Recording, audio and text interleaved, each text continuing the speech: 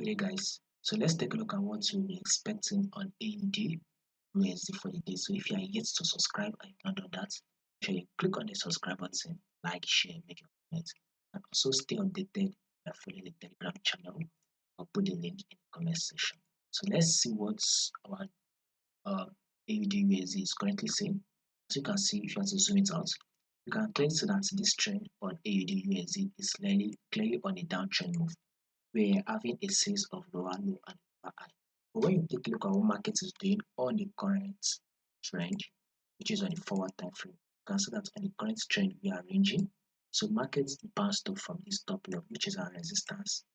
Then it's rejected from the support level, came back to the resistance, rejected from the resistance and dropped to the support, then rejected from the support level and bounced to our resistance level. This is where we are currently.